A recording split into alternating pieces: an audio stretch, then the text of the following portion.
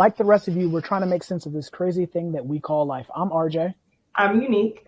And welcome to Try Not to Overthink It. Every day we find ourselves discussing many different topics ranging from trending news to the state of our society as a whole. You name it, we've probably talked about it. And after many heated debates, we decided to expand and share our conversations with you and give them to you from both a therapist and a social worker's point of view. If this is your first time here, we want to thank you for checking us out, and we hope that you'll stay and become part of the tribe as well as participate in the conversations. So today we are going to talk about a very serious but funny topic at the same time. Unique and I were talking about this the other day about toxic relationships. How many of us have them? a lot of us do have toxic relationships, and I mean we're not laughing at it to make light of it or to make fun of it. But at the end of the time, like for a lot of us, we don't even realize we're in toxic relationships until we're on the other side of it. Mm-hmm. And toxic relationships are not just romantic relationships. Like when you first bring up a toxic relationship and you think about it, most people, their minds automatically go to, being in a romantic relationship with somebody.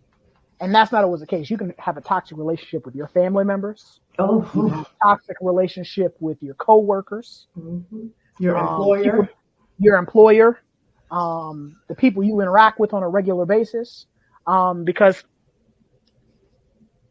like the old saying goes, the people closest to you are the people you need to be worried about the most.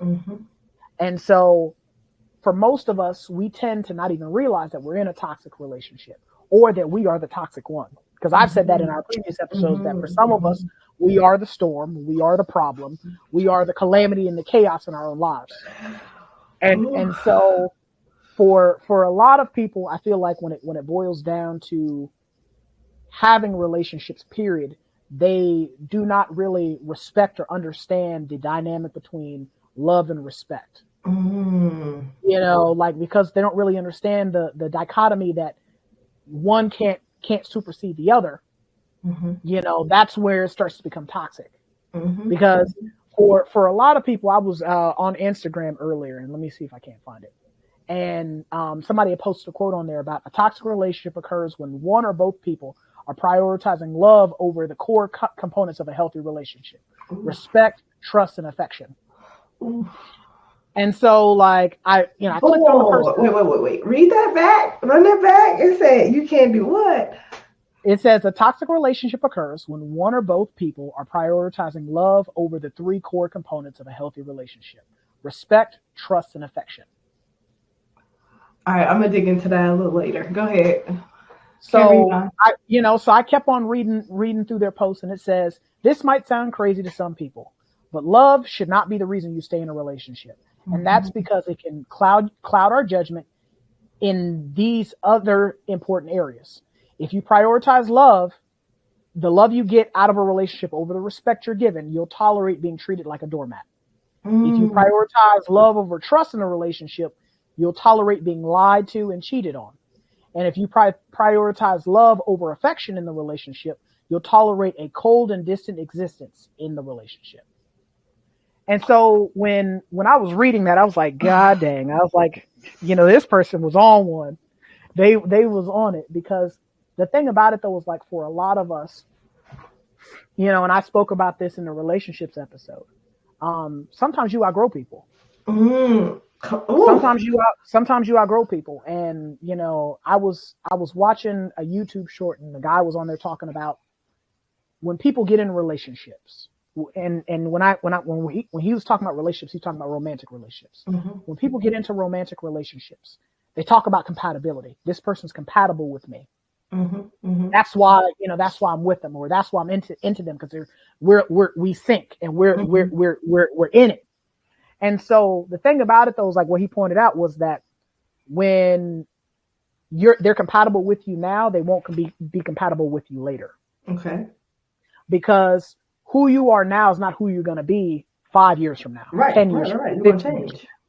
Because we all change. We all grow.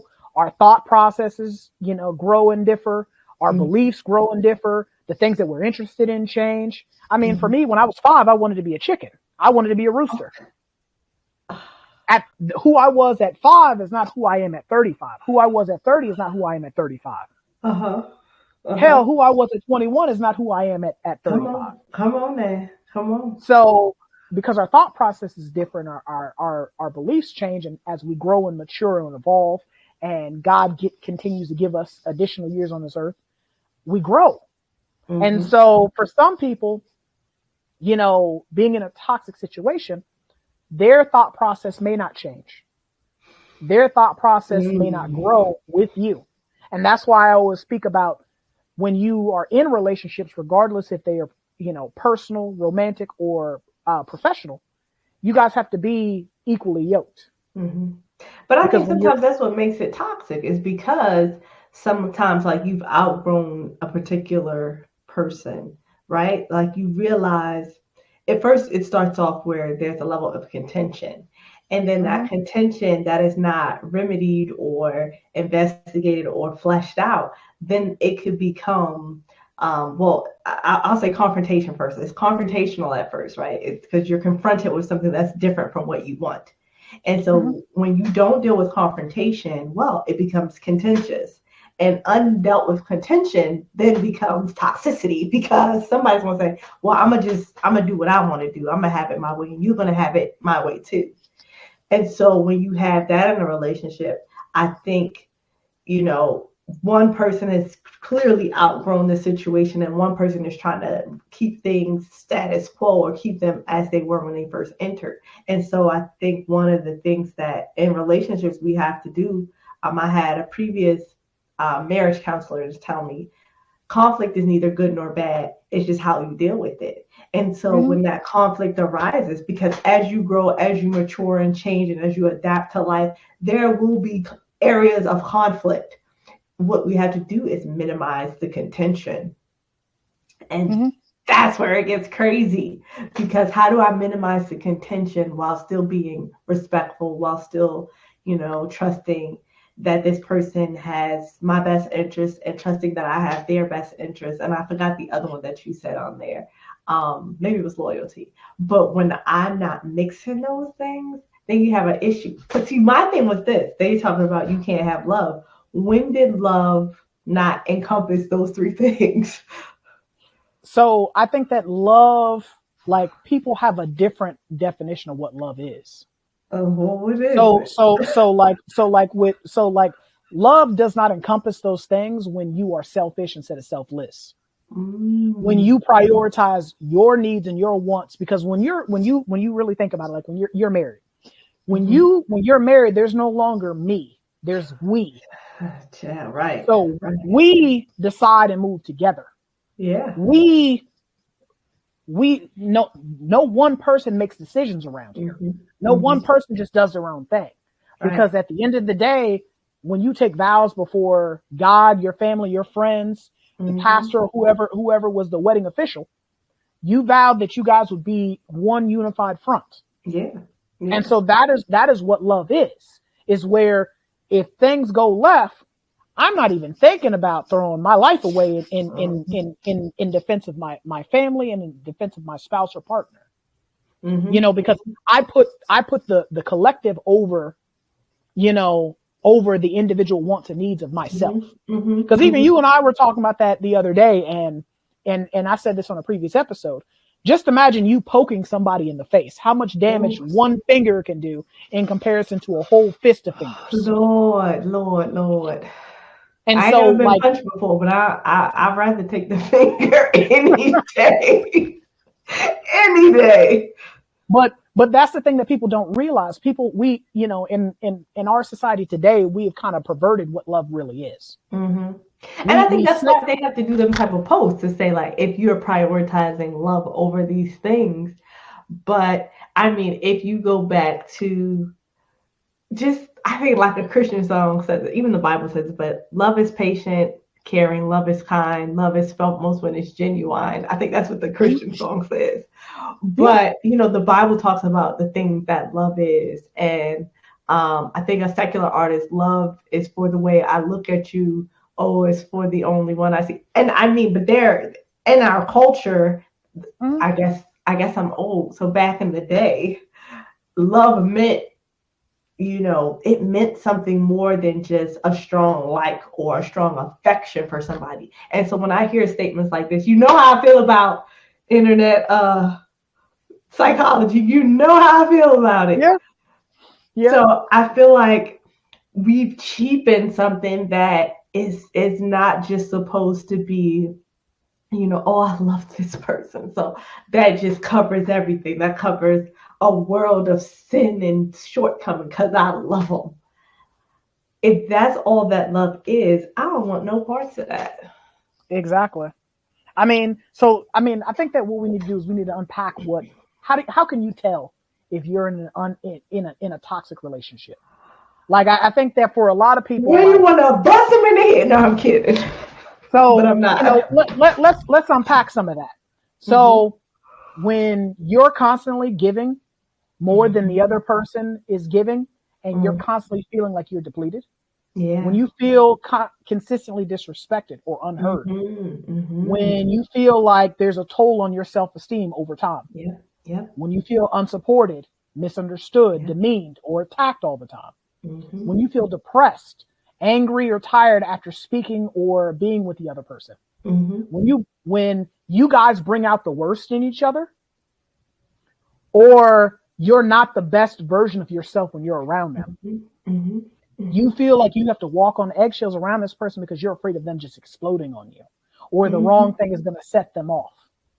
If you spend a lot of time and emotional strength trying to keep them up and keep them going and keep them focused, and last and foremost, you are always to blame for everything that happens. And the other person's not willing to assume any type of accountability.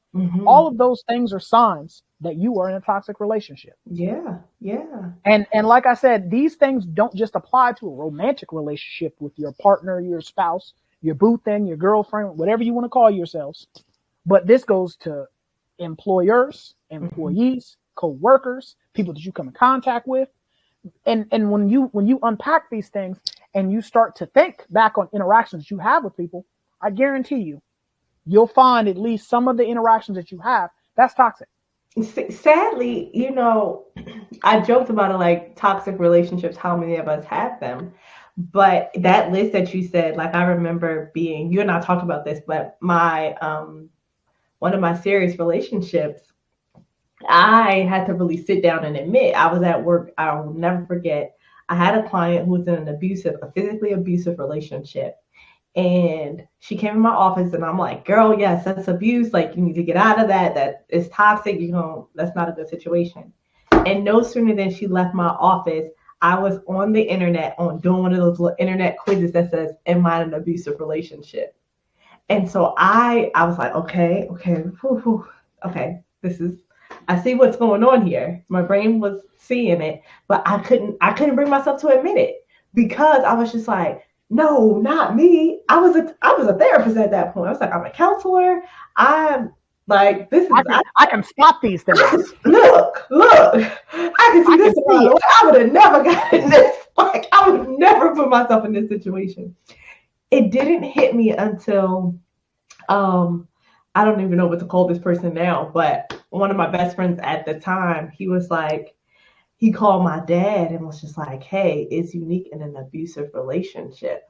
And my dad asked me about it. And I flat out was like, no, me? No. And it wasn't until me and the guy broke up, and I really had to sit with that. It was just like, no, you weren't. I didn't tell my friends, my family.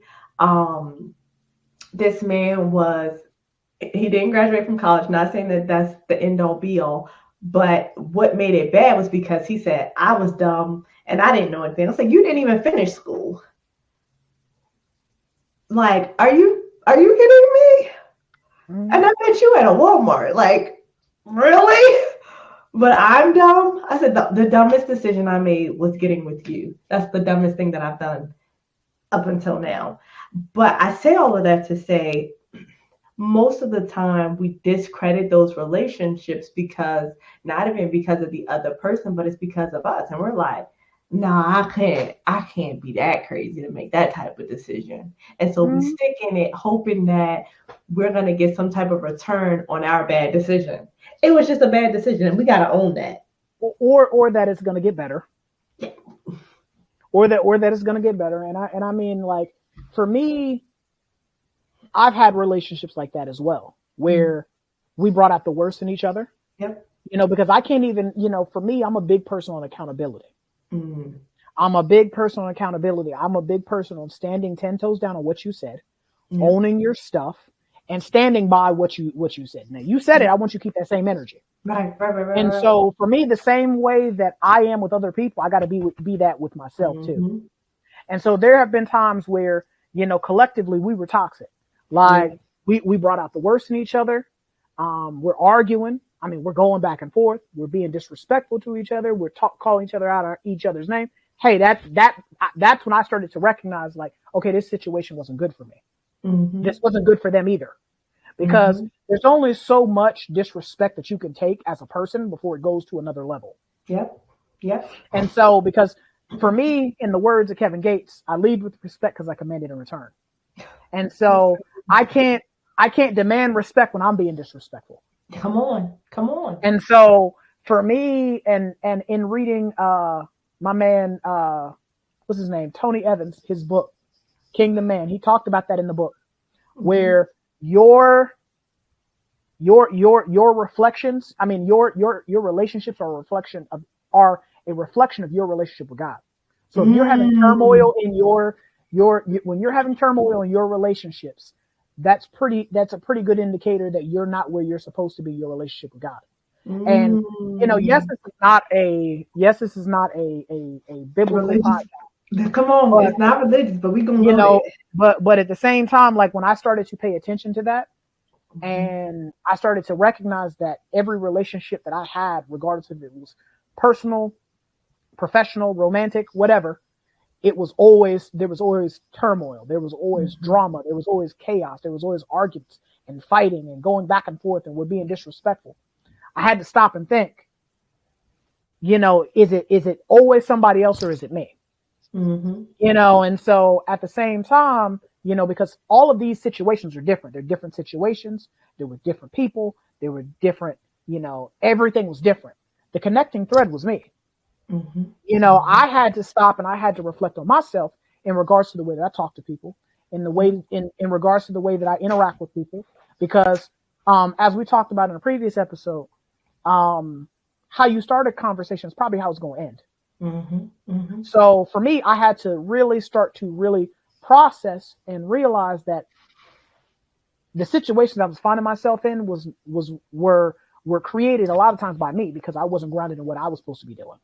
But see, that you hit even though we're not a religious podcast, we do talk about answering to something higher than just yourself, whether it's, your belief in God, your community. We all have a social responsibility to those that are around us. And if the buck starts with me, that's a dangerous place to be in, because I don't have any accountability at that point. If I say, all right, I'm accountable to my family, I'm accountable to my employer, I'm accountable to the people that I serve, I'm accountable to my church members, God, the way I move is going to be totally different when I'm saying, oh, I'm just in this by myself. Because I'm going to do what feels right to me for that day. Not necessarily what's going to be right for me long term, because I'm not thinking that far if it's just me that I'm answering to. Because I feel like, well, I can cross that bridge when I get there, because I know how much I can handle and I know the effort that I'm going to put into it. So many times people do things off of the strength of that lack of accountability, and they don't have that relationship with God. They don't have a relationship with anything that's higher than their own self or their own thinking. And so they find themselves getting into trouble. Well, it got me this far. I had somebody who said that to me. He was like, in that same relationship, and I was like, you really need to watch your mouth, because you're going to say something out your mouth and you're not going to like the results of it. Well, I've been saying this all of this time, and it got me this far. And I said, that right there has laid several people out. I ain't going to do it, but it's going to land you somewhere where you don't want to be. And for him, it landed him single, because like you said, it's only so much disrespect you can give a person, and so much, the lack of accountability that you can have before a person is just like, you know what, this no longer serves the purpose that I thought it did. I'm gonna go ahead and choose something different. Mm-hmm. Like at some point in time, you have to recognize that certain situations are not for you. Mm-hmm. You know, like we as providers, we can never tell you when that is gonna happen. Right. You know, because our forms of reality are different. It's easy for me to be on the outside and say, yo, that relationship is toxic. You need to leave that alone. Mm-hmm. You know, what I can do is I can point certain things out to you, because a lot of times, like insight. You know, because we have the insight because we're outside of it. We're not in the store. Right. You know, but the thing about it though is, like I said, because our forms of reality are different, I can't step into your reality and tell you how to live your life. That's not the purpose of what a therapist or provider is. Mm-hmm. Our jobs are to help you make informed decisions. Mm-hmm. Mm-hmm. You know, my job is not to advise. You know, my job is not to give advice. My job is not to steer your life for you, because that's domestication at that point. Come on, listen. You know, my job is to be a passenger, as Unique said, a passenger on your journey, and to help you make informed decisions. I was watching the Fresh and Fit podcast one day, and the guy was on there talking about protecting your meat. And, you know, most people, like when you say what? Protecting your meat. So meat is an acronym. I was saying, what? Were they punching in there or kicking? No. Okay, he was like, you know, like it's an acronym for money, energy, attention, and time. Okay. Oh. And he was talking about how people will constantly try to steal and take away from those things. Mm-hmm. You know, people will use you for all the money they can get from you. Yep. They'll steal your energy. They'll waste your attention and time. Yep. And so for me, I had to realize, and you know, Khalil and I always laugh about this, and even with Unique, we laugh about it too, in regards to the fact of how all the episodes kind of line up together. Mm-hmm. Like, we don't go out of our way to, oh my God, this episode is gonna feed into that episode and feed into this episode. No, we don't go out of our way. Like, normally just kind of comes up the topics and we just decide to talk on it. So, you know, I talked about this in previous episodes in regards to things that don't add and multiply in your life, subtract and divide out of it. Come on. And so those are things when you start to kind of calibrate what needs to stay and what needs to go. If it is not adding and multiplying in your life, that means that there is going to create a surplus at some point in time. It is going to subtract and divide out of it. It's going to take away. That's what my mama say. If it ain't adding to you, it's taking away from you. Cut it out. Yep. You know, and for a lot of relationships, if the relationship is not symbiotic, where we're both growing and we're both, you know, becoming the best versions of ourselves, because that was one of the things that I said that I listed earlier. When you guys aren't the best versions of yourselves when you're around each other, that's not a relationship you need to continue to partake in. Yeah. But, you know, you asked a good question. How do you realize it? And I think we've hit on, you know, in these intimate spaces, I won't say just romantic, but in an intimate relationship, we've talked about it. But I think looking at the workplace, sometimes that looks a little different. And sometimes it looks like you not being able to accomplish the goals you set out when you first joined that corporation or that company. Again, I was in one of these, I don't know, I had to sit on somebody's couch and really flesh this out. But see, this is therapists go to therapy, sidebar, therapists do go to therapy. And if you don't, we have therapist friends who we talk to about things that we need to flesh out too. But I had to get yoked up by my old supervisor, because she was just like, you were staying in a job that you were giving them everything and you weren't earning or getting anything that you set out to get. At the time, I was working on my professional license, and my employer, it just seemed like every time I would take a step towards my professional license, an obstacle or a loophole was thrown my way. Whether it was a no, I need you to do this. They were called during my supervision hours. And so it was just obstacle after obstacle. And so it took somebody else outside of my reality to say, you should probably look at that. You know, I don't know if you're noticing all of these things, they keep occurring. And I don't, think you're seeing the pattern here. Every time you try to take a step forward, this person keeps trying to put things in your path to stop you. And so sometimes in the workplace, we have to realize what is my goal? We have to, anytime you start a job, what is your goal? Is it for upward mobility, for more experience, for knowledge, for growth? What is your purpose in attaching yourself to this company, or what is your purpose of joining in this particular sector? And when you start to realize this job no longer aligns with those goals, and then they are taking away, just to use what you were saying, they're not just not aligned, they're actually taking away from your time, your energy, your money. All right, so I'm not making any more money at this company, right? I've been at the same salary for forever. I've tried for promotions. I've been denied promotions. I've seen people who've come in after me get promoted over me. And I know that I'm doing my work. We're not talking about somebody who's slacking. Like, I'm putting in effort. I'm coming early. I'm staying late. Your attention, you get to places, you're being looked over, or your employer or your manager is talking to you crazy. They're wasting your time. They're not responding to emails. This has turned into a toxic environment, and we don't always talk about it because we, especially millennials, sometimes we have this cancel thing where we're just going to up and leave. But stay and look, why am I leaving? What? Maybe some of this is toxicity. And the quicker you realize it, the next time you go to another workplace, you're able to check that and nip that in the bud and say, not me, not today.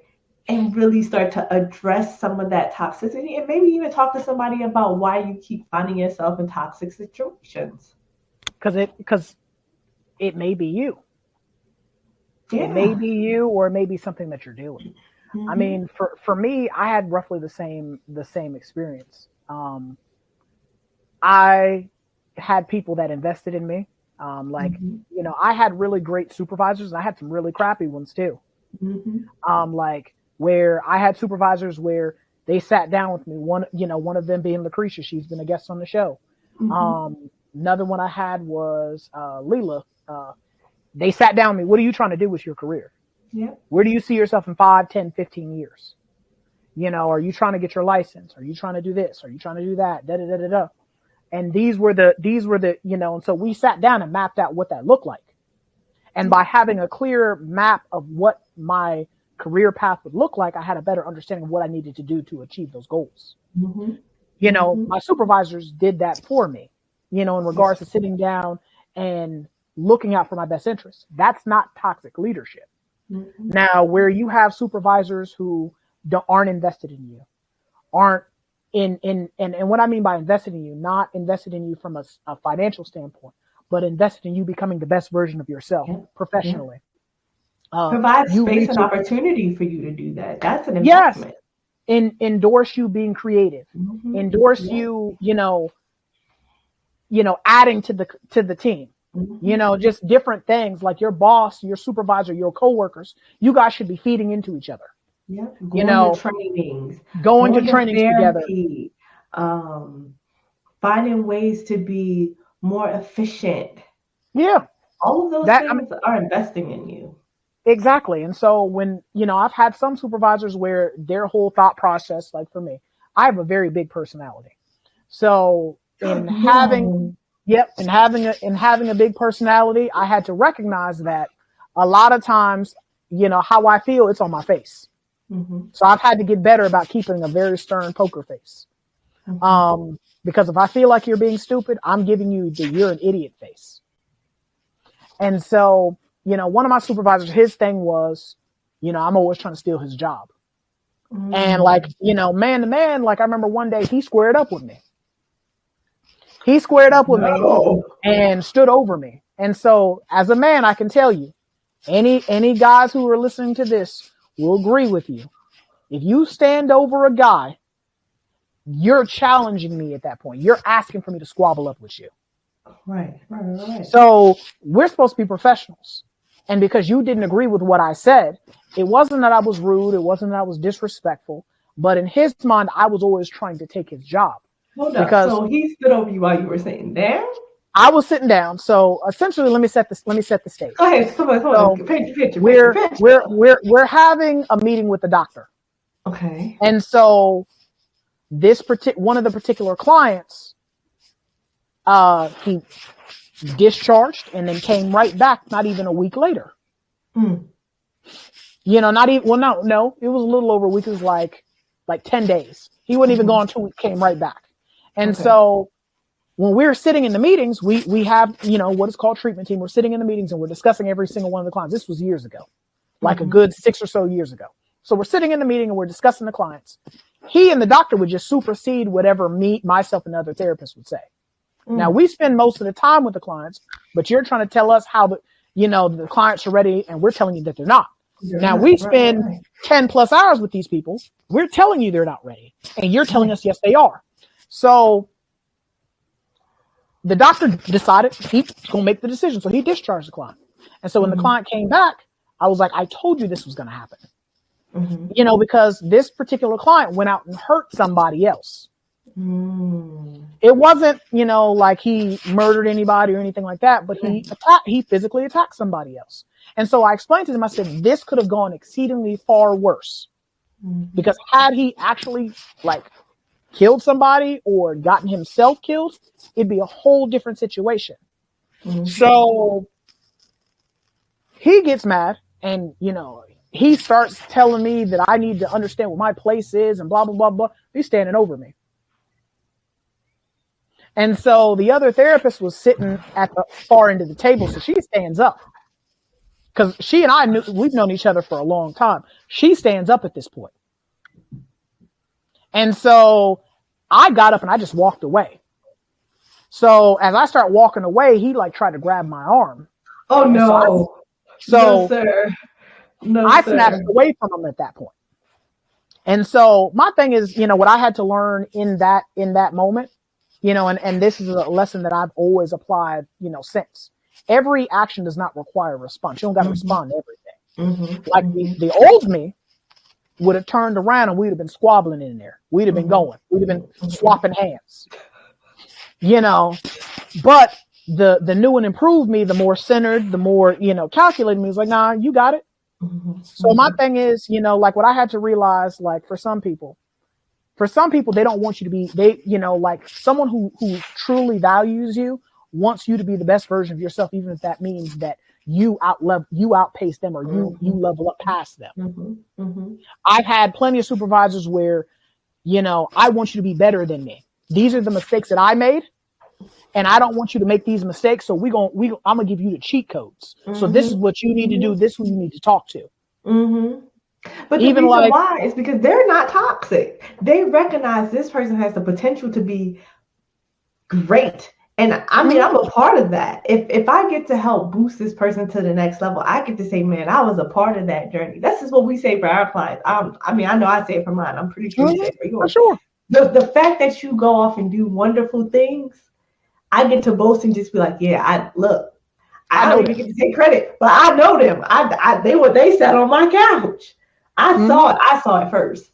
I just get to be the number one person in your fan club saying, I knew they could.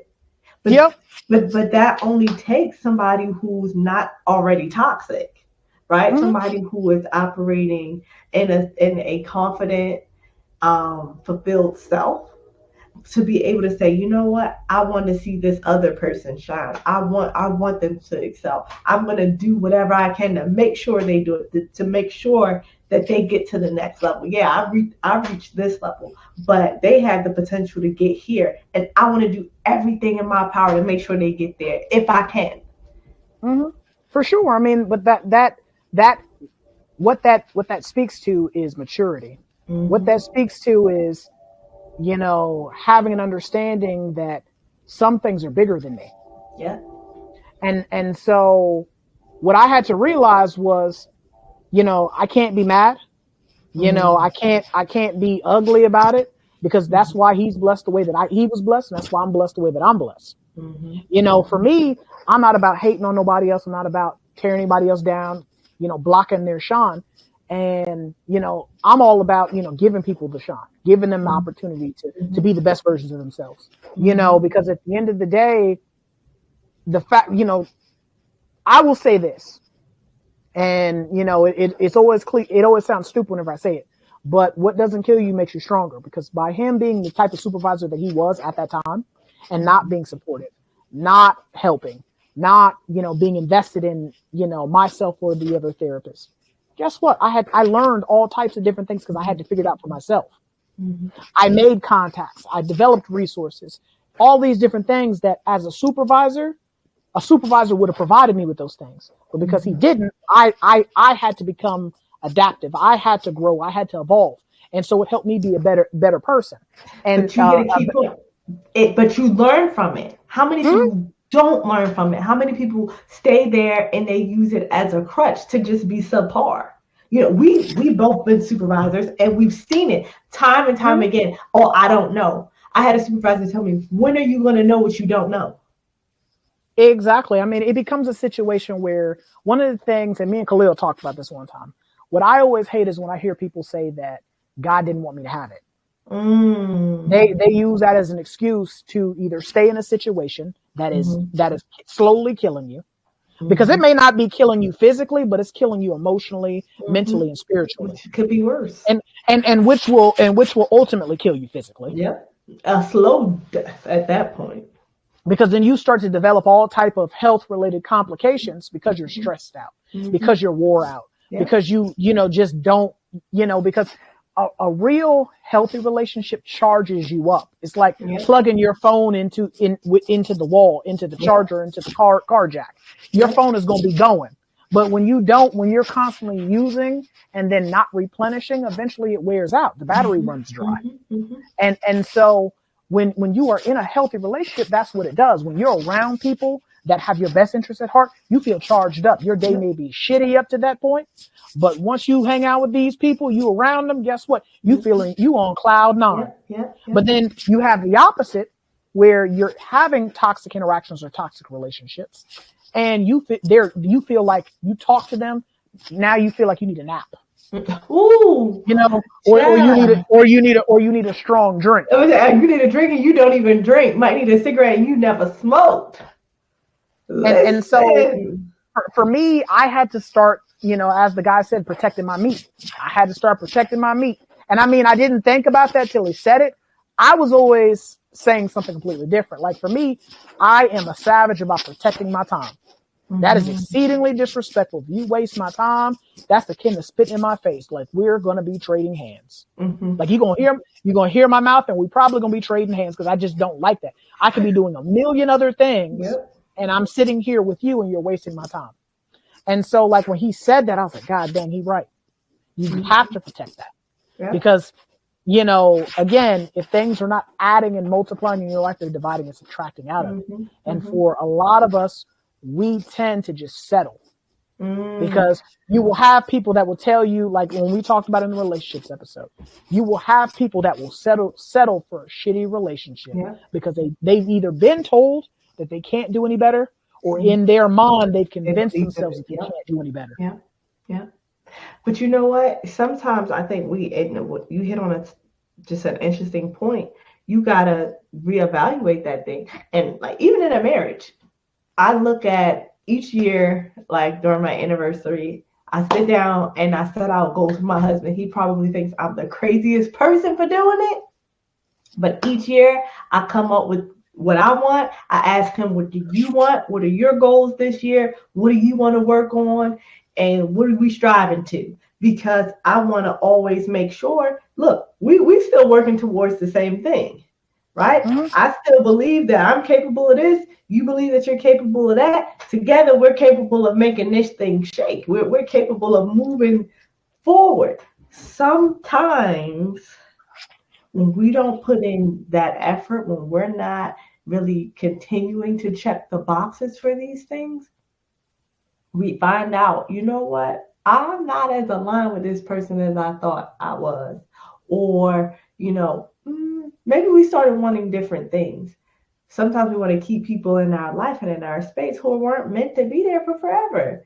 It's like, well, because you never really did the wellness check. You never reevaluated. You never looked at the goals. You kind of just got in and started liking what you were seeing and experiencing. And you just took it at face value without really fleshing it out and seeing, was this person meant, or was this relationship meant for the long haul? Or was this here to teach me something? I tell my clients, was this a landing pad or a launching pad? A landing pad is somewhere you're going to be for a while. A launching pad is something that's going to propel you to the landing, right? When a plane's runway is only but so big because it's going to launch somewhere else. When it's coming in, that landing strip is a little bit longer because that plane's got to come down and cool off a bit. The playing field where that plane has landed is a lot larger than where it took off. Sometimes relationships are only meant to be a launching pad. They're meant to just propel us to the next thing, propel us to our takeoff, get us to that next phase. So if I sit here and I'm trying to make this somewhere where I land, it's going to become toxic, not always because that's what you intended, not because either one of you are potentially bad, but you're trying to make this relationship something that it never was supposed to be. Right? Exactly. Some jobs just to teach you. Okay? Yep. Some jobs, some relationships are free. Some people just there to teach you. Some friendships just there to show you the great person that the potential person that you have to be. God allows some people to come in your life to show you how much you need him. Okay? That's right. Everything not meant to just stay with you forever. Every level that you get on, everybody's not supposed to go there with you. Every family member is not supposed to meet you at that level. Yes, I said it. Every family member can't go to that next level because the family member is not being obedient to the things that God called them to do. So they're not even qualified to be in that level with you. But until you can realize everybody is not for every season of my life. They're not for every field, every playing field, every landing pad of my life, then you're going to be stuck in you're never going to reach the destination that was designed for you because you're stuck fighting with people and draining your gas on places and people that didn't matter. Well, it's not that they didn't matter, but what happens is, like you said, some positions in some places and some relationships were only solely there to teach you a lesson. Yep. You got taught a lesson and it helped you level up. Mm-hmm. And for me, what I had to start realizing for me was, as I matured and as I got older, I started to realize that I had to accept some situations as what they were. Mm-hmm. When I started to accept some situations as what they were and started to realize that, hey, it is what it is. Like I tell people that now, it is what it is. Me and my dad, I remember one time me and my dad got to arguing about something. And I'm like, you know what? You're right. It is what it is. What does that mean? Just like I said, it is what it is. Whatever you said. It is what it is. Because like for me, what I had to come to realize when it came to interacting with other people, that I am no longer available for just giving everything of myself and then under receiving and then, under receiving or things aren't reciprocated to me. Yep. And so, for me, if you're not pouring into me as much as I'm pouring into you, I had to recognize what that relationship is right there. Here's my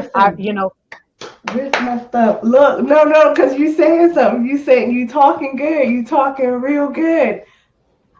I needed a cup. All right, I'm gonna use what I got. Because you and I gotta paint an analogy for the people. So if y'all don't watch our YouTube, you missing out on a lot of content because these facial expressions be doing it. Oftentimes, because look, I'm gonna paint the picture for the people. We like to give people 100%, right? This is you, big personality, loving, caring, and you trying to pour all of you into this little container. It ain't gonna happen. You can pour all of it in there, but some's gonna get wasted out. Yeah. Your 100% will always be too much for them. Their 100% doesn't fill you up. Too many times we get mad because I pour all of this into somebody, and then we're like, "Well, dang, you ain't even give me nothing back." I did give you something. I gave you the capacity that I had. Stop giving people 100%. Whose capacity can't hold that. If they're only a 5-gallon cup and you're a 2-gallon cup, the inequality is just not gonna balance out. The math ain't mathing, as my dad said. It ain't mathing. It ain't never gonna math. And that's the problem that a lot of us have, is the fact that we are expecting, in the words of Nipsey Hussle, I can't expect me from other people. You can't, never. And people do that. Like, you go into a situation and you're expecting you from other people. No, you just got to accept people for where they are, pray for them. And if it's not filling you, it's not nourishing you, it's not cultivating growth and evolution and you reaching a new level, then hey, I pray for you. I gotta love you for where you at and move on. Because again, if it's not adding and multiplying your life, it's subtracting and dividing out of it. And for me, I feel like for a lot of us, we lose sight of that. We set goals for ourselves, like, and children, I love kids when they do that. When they write down I want to grow up and I want to be a fireman. I want to grow up and I want to be a school teacher. I want to grow up and I want to be a musician, or I want to do this, or I want to do that. As we become adults, we lose sight of who we wanted to be when we were kids. Because somewhere along the way, reality started to shift our worldview. Yeah. And so as reality starts to shift your worldview, you have to start to realize that, some of us do get to reach our dreams and do get to become who we set out as children to be. But normally that happens because people invested in you. Yeah. Oh. People invested in you, rather than that be your mom, your dad, your uncle, a teacher, saw something in you. Like, prime example, you look at the Ball brothers, Lonzo, LaMelo, and LiAngelo. From a very early age. Now, as much you can say whatever you want to about their dad, from a very early age, their dad and their mom invested in them getting to the NBA. Yeah. 2 out of the 3 play on an NBA team. Now, the middle son, he plays in the G League team, so technically he's still playing professional basketball. But the family goal was to get them from here to there. Yep. Investment of time, energy, effort. That is a positive relationship. Now, the way they interact with each other sometimes not probably the best, but at the same time, that's what investment of time and energy looks like. When people are invested in you and your goals and your dreams, look where that gets you. And I think that for a lot of us, we get set in our minds, especially when we're not reaching our full potential. We get set in our minds of, well, God didn't want me to have it. We start talking ourselves out of things that are for us. We start to settle for relationships that are convenient rather than hold up, because something just hit me. Something hit. We start to settle for other people's ideals of our potential. It's not even my potential that I have for me. It's not even what I thought I could accomplish. It's what another person thought that I could accomplish. And so we sit there based on what our family members were able to get, based on what that teacher was able to get. I had a lady tell me, oh, you'll never make any money being a therapist. And this was a teacher. I love teachers. My dad was a teacher. My mom taught me in homeschool. But she was just like, you'll never make it. You should choose a real profession. I am here to tell you, I have made more money than a lot of people in my family have ever touched or seen in their bank accounts. Okay? Being a humble little therapist. Yeah. Had I listened to her, had I listened to where her ideal was for my capabilities or my potential, I would have never gone into this profession. But so many times, especially in our communities, we have, the kid who sets out with the lofty dream, sets out with the lofty goal, and is to be snuffed out by a family member, their community, their environment telling them you'll never measure up to that. Because nobody else in your family has been a doctor. Nobody's been a lawyer before. Nobody's been a therapist. What you even know about that? How you going to get there? How you going to do that? Nobody's done it before. And so you start to believe it as if it's true. And so you say, well, yeah, maybe I can't. Maybe that's not for me. But I've always said, other people have done it. Why not me? Yep. Why not you? Other people, and I'm speaking it out there. Other people are millionaires. Why not me? Yep. Other people can be successful. Why not me? Why not me? What's the difference between them and me? And I think honestly and truly, this is something I tell my clients, it's the belief and the striving to do it. I can believe you can be the best person in the world, but until you take ownership of that, it's only my belief. And until you start to apply consistent effort as well. Yeah. Yeah. Because like the thing is like prime example, like you go to the gym on day number 1, you lift some weights. You're not going to see immediate change when you take your shirt off. First of all, don't talk about me. Don't talk about me like that on this podcast. Because I see results. Okay. So don't do that. So it's not until you're consistently going to the gym, like people will go to the gym and keep going to the gym and keep going to the gym and keep going to the gym until they start seeing the results. Yeah. But then we don't apply that same effort to our everyday lives and our relationships. And so for me, what I had to realize, like what you were saying, like we will start to place our worth based off of what other people around us are telling us. Yeah. And for me, like when we talked about in the relationships episode where my coworker, her boyfriend was telling her, ain't nobody gonna want you with all them kids. You know, for her self-worth was here because this is what her boyfriend, who she put up here, was telling her. And so, you know, Unique is very, very right in the way that those around us start to influence what we think about ourselves. Yeah. You know, those around us start to influence what we feel about ourselves. You know, how we start to conceptualize things, how we start to talk ourselves out of certain blessings, because, you know, people who are only supposed to be here for a season have overstayed their welcome. Yeah. And when you look at what a toxic relationship is, it's the equivalent to you having a bunch of bananas that are overly ripe.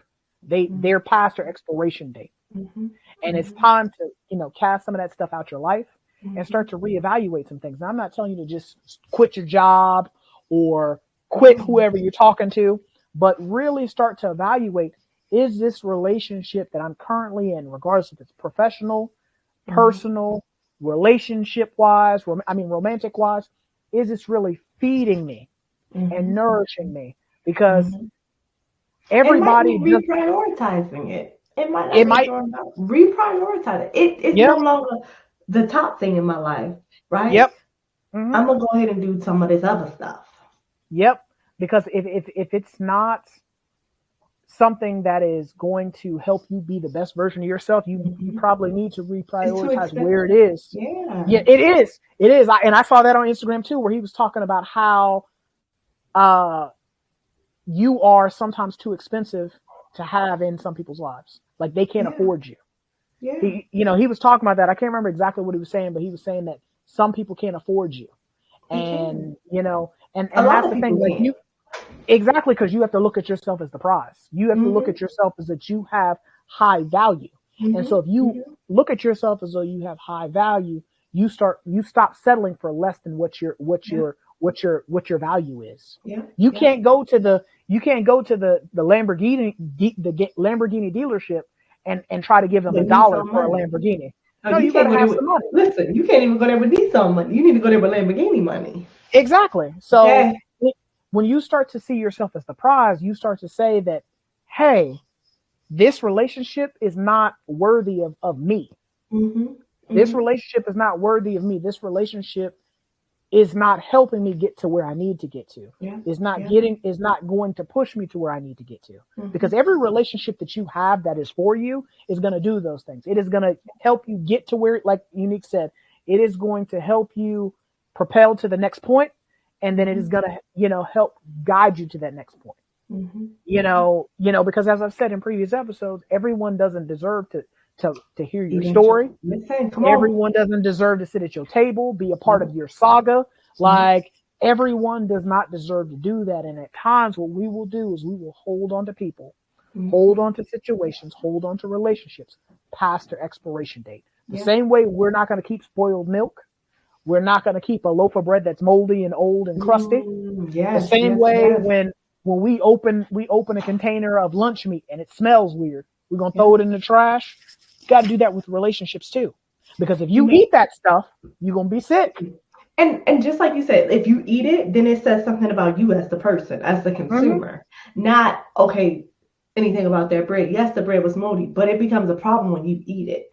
When you keep people in your life or in your space as top priority and they've shown themselves to be toxic, you too become toxic when you allow them to remain there. So it starts to say more about you than it does about them, because you saw the signs. You realize this person is no longer benefiting me and reaching my goals or my potential. It's then your responsibility to do something different, to make the effort to change, to say, you know what, this no longer serves me. I have to rework it, rethink, re-strategize, and maybe exit without returning back, without getting the closure that we always like to talk about. We hear our clients, I just needed closure. Sometimes the closure is just leaving. Yeah, I hate when I hear my clients say that. Like, I went back because I needed the closure, but my thing is, you went back because it was comfortable to you. You went back because you didn't know you didn't value yourself and your peace. You didn't know how much you were worth, so you went back to somebody who ascribed worth to you. That told you what your worth was. That told you what your worth was, right? I had a client and she has a problem with like just setting boundaries and everything. And so in her relationships, she's been in some toxic spaces because that turned into toxic spaces because she fails to set boundaries and issue consequences when the boundaries are not, respected, and she feels hurt about them. So she told me this situation about a friend of hers who inquired about borrowing money. And so I said, well, what do you think? And she was just like, well, I gave her, she's a lawyer. So she's like, I gave her this legal advice and, I'm not her lawyer, but I told her what she can do, blah, blah, blah. But she's still in this financial bind. And I know that I have the money that I can help, but she didn't ask me, but I just want to do it. I said, okay, let's put this into money perspective. Legal advice is not cheap on any scale. I said, you just gave her $500 worth of information.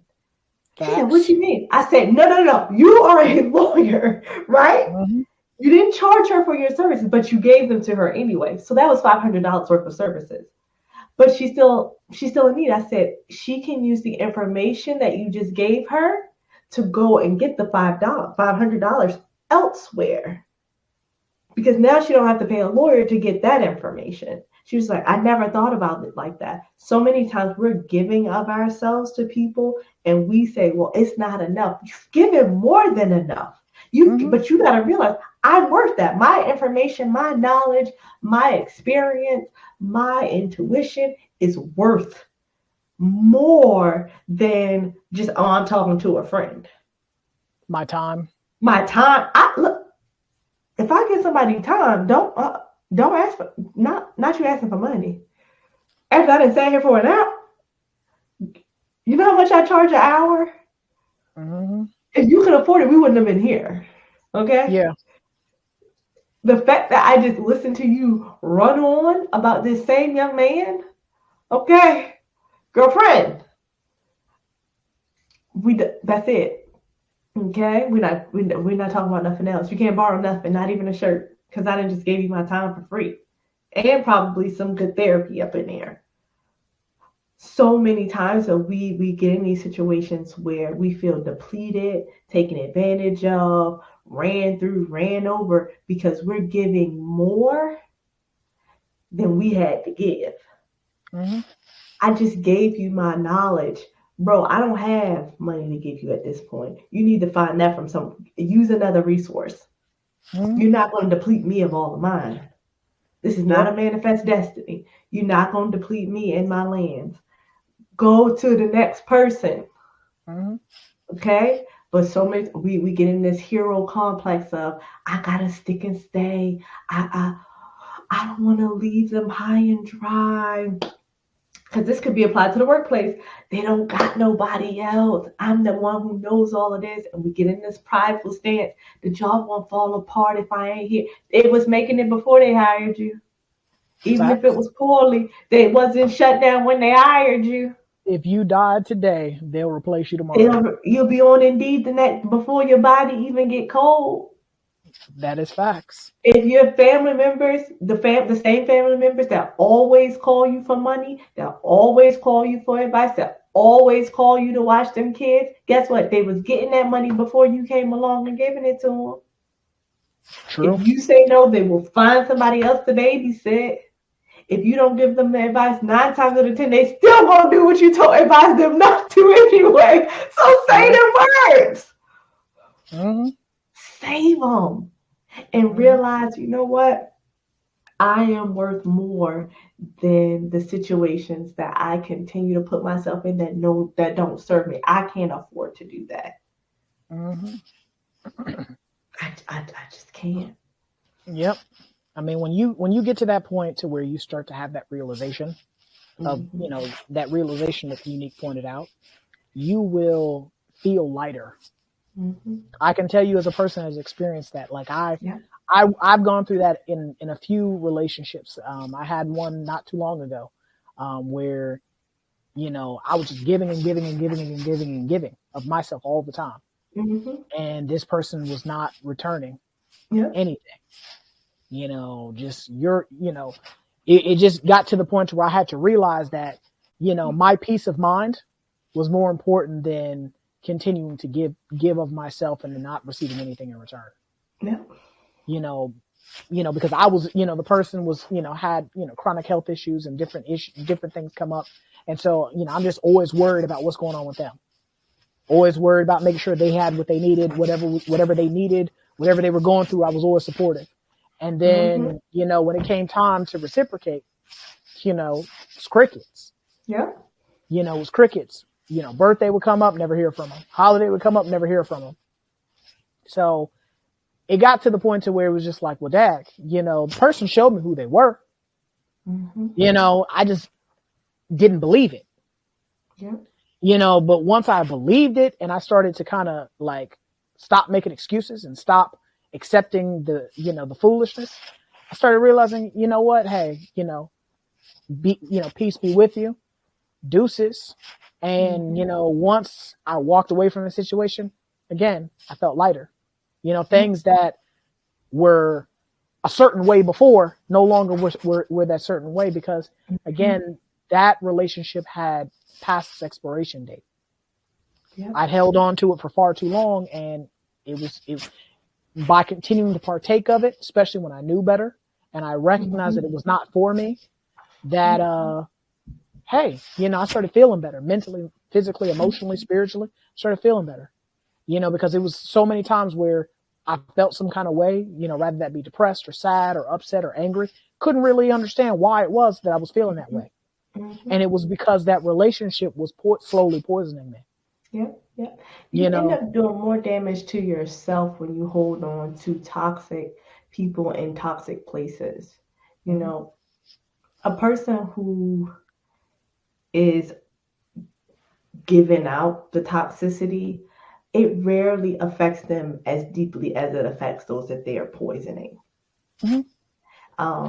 That's just how that cookie crumbles. And so when you hold on to that, it's just like you ingesting poison and hoping that it kills somebody else. Yeah. It doesn't work that way.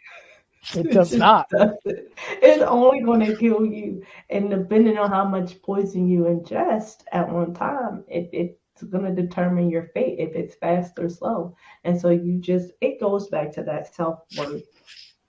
And I think when you look at toxicity, self-worth does not mean that the other person is not important. It just means that you're equally important, right? My wants and needs are equally as important as your wants and needs.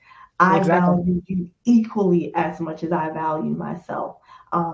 As much as I respect myself, my boundaries are just as important as your boundaries.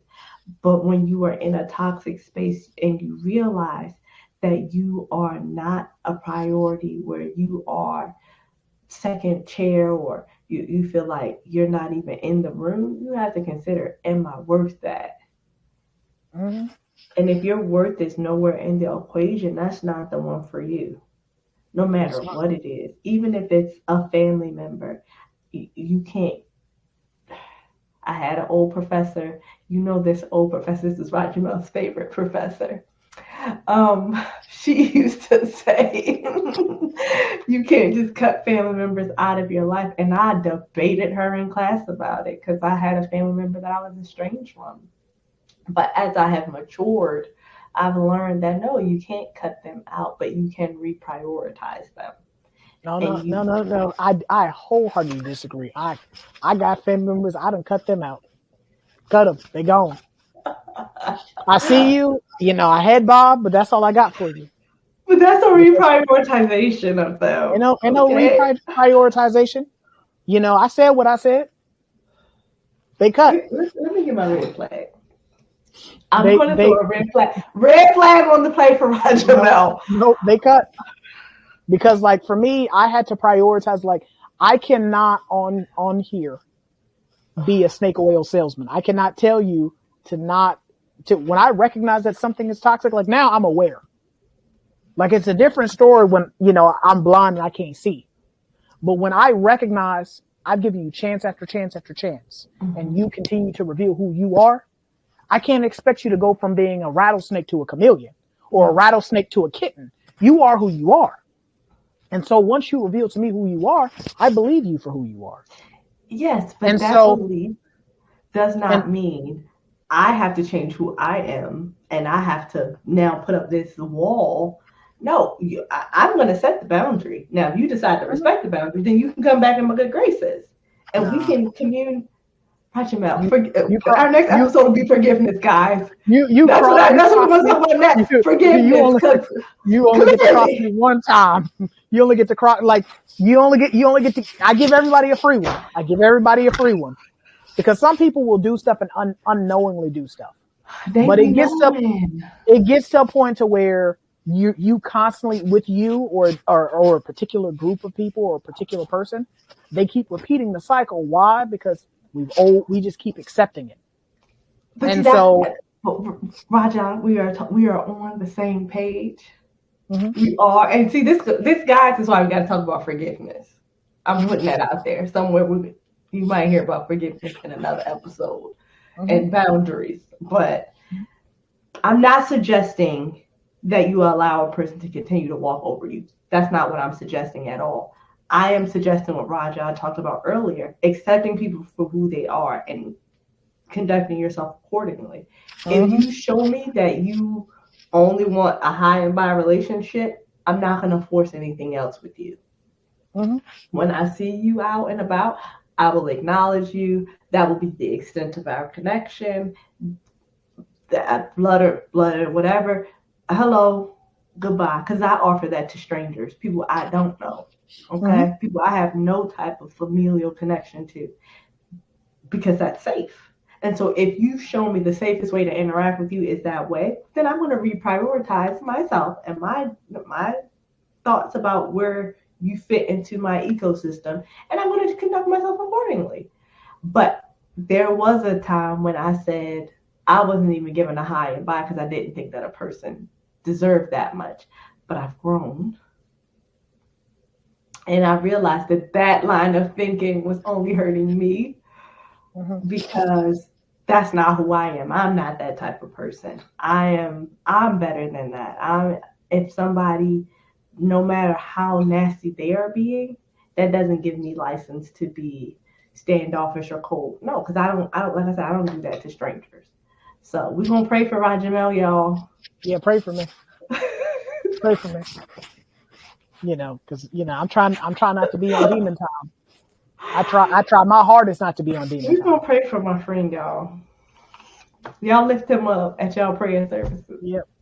Keep me in your prayers all the time, because I be struggling. But it is very important that you, all jokes aside, it is very important that you understand what your worth is and understand. Be cognizant of not only your worth, but also your behaviors. Yes. Because even as a person listening to this episode, you could be the one that's being toxic and not even realize you're being toxic. Not even realizing that you're creating the toxicity in the relationships that you're a part of. Because for me, that's what I had to realize was I was the one that was being toxic in some situations. Yeah. And when I became aware that I was being toxic in certain situations, I was able to correct that behavior. And so as a therapist, it is very important that even for us as providers, that we have introspection and insight as well. Mm-hmm. Mm-hmm. You know, because I can't preach insight and introspection and having those come to Jesus conversations with other people if I'm not willing to do it with myself. Yeah. And so for me, I definitely try to be a person that leads by example. I can't say do as I say and not as I do. Mm-hmm. And I think that it's very important that a lot of stuff starts with you, you know, holding yourself accountable, you know, especially if you're in a position of leadership. You're in a position like you are the head of your family, you are the head of your household, you are in a position of leadership. So you have to lead by example. Mm-hmm. And so it's very important that when it comes to interacting with other people, your interaction should always be one of help, one of growth, one of development, one of cultivation, one of uplifting someone else. Mm-hmm. You know, because if you're not doing those things, you happen to be doing the opposite. Yep. And so if you're not in an emotional space, a mental space, physical space to do those things, maybe you might just need to be to yourself. No, you don't need to be to yourself. You need to go to therapy. That's even better. That's even better. Go and talk to somebody else, because sticking with yourself has got you into this problem. So go talk to somebody else who's a professional who can help you to have better relationships with the people around you. Very much so. One of the things I wanted to say too before we close is sometimes we always hear of toxicity in the outwardly aggressive stance, but sometimes toxicity is very passive. And it's the person who is always helpful, who never says no, who always shows up for everybody else. That's just as toxic as the person who is outwardly stopping you from reaching your goals. Because if you're the one stopping you from reaching it, if you're always willing to put yourself on the back burner for someone else, that's how toxicity can show up in a space and it not be so aggressive or noticeably offensive to other people. So if you are finding that, okay, at the end of the day, you're showing up, oh, I always feel like I'm getting the short end of the stick in every interaction you have, it's probably you. And it's because you don't know how to say no, which is toxic, because you'll find yourself in situations that did not serve you simply because you didn't realize, going back to that word, I'm worth more than that. I don't have to be on every occasion. I don't have to say yes to everything. I don't have to always show up for these people. It's okay to realize that that's not my place and that's not my calling. Mm-hmm. So I just wanted to add that in there, because we've talked, we're used to seeing, or the internet, from the internet and TikTok and Instagram, we're used to the loud, obnoxious, toxic people. But it's the quiet ones that do sometimes the most damage. The people who always have opinions on your life and it's coming as being helpful. I don't think you should do that. I don't know. Are you sure about that? The doubters, the quiet doubters. So, and it might be yourself. Like I said, it's not always somebody else. Sometimes you're the person in the room, which is the passive person who's showing up and sabotaging either your own dreams or someone else's. Mm-hmm.